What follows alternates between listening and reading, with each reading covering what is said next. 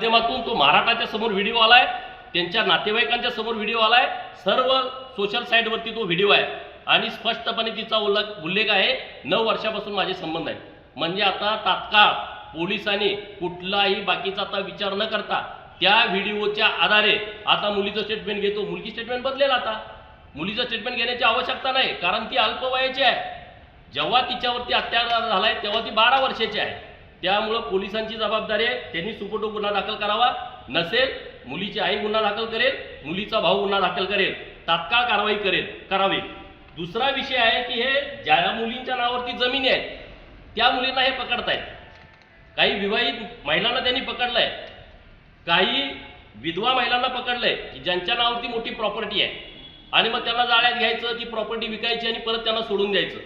किंवा विवाहित महिलांना ज्यांचे पती सर्व्हिसला आहेत, ज्यांचे पती चांगल्या मोठ्या उद्योगात आहेत, त्यांना जाळ्यात ओढून घ्यायचं आणि मग त्यांचे व्हिडिओ तयार करायचे, मग त्यांना ब्लॅकमेल करायचं, मग पैसे द्या, प्रॉपर्टी करून द्या, अमुक द्या, तमुक द्या. असं आता ह्या मुलीच्या नावावरती 7/12 आहे, हे आम्ही तुमच्यासमोर पुराव्यानिशी बोलतोय.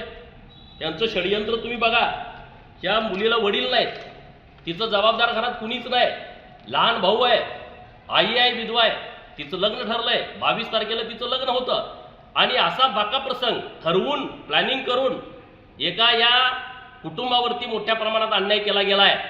बारामतीच्या, दौंडच्या आणि इंदापूरच्या धनगरांना माझं आव्हान आहे, तुम्ही अत्यंत जबाबदारीनं या प्रकरणामध्ये लक्ष घाला. हा अझर नावाचा हरामखोर त्या परिसरातल्या हिंदू मुलींना टार्गेट करतोय. आतापर्यंत इंदापूर तालुक्यातल्या 25 हिंदू मुलींच्या वरती अशा पद्धतीचा अटॅक केला गेलाय, अशा पद्धतीनं त्यांना फसवलंय. काही मुलींना परत आणण्यामध्ये हिंदू कार्यकर्ते यशस्वी झालेत, परंतु काही मुली ऐकून घेण्याच्या मनस्थितीमध्ये नाहीत. आता तुम्ही सर्वांनी बारामतीच्या पोलीस स्टेशनच्या बाहेर थांबावं. पोलिसांना पुणे ग्रामीण SP साहेबांशी मी सकाळी बोललोय, ॲडिशनल SP साहेबांशी बोललोय, DYSP साहेबांशी बोललोय. आता आमचं म्हणणं इतकंच आहे, तुम्ही काम केलंय त्याबद्दल आमचं कुठलंच दुमत नाही.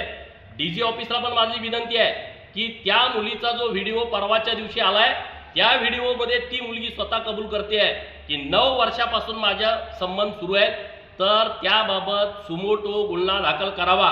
अन्यथा आम्हाला परत रस्त्यावरती उतरवायची वेळ येऊ देऊ नये. आम्ही आता या विषयामध्ये जर पोलिसांनी कारवाई नाही केली तर मी स्वतः या प्रकरणामध्ये तिथं रस्त्यावरती उतरणार आहे.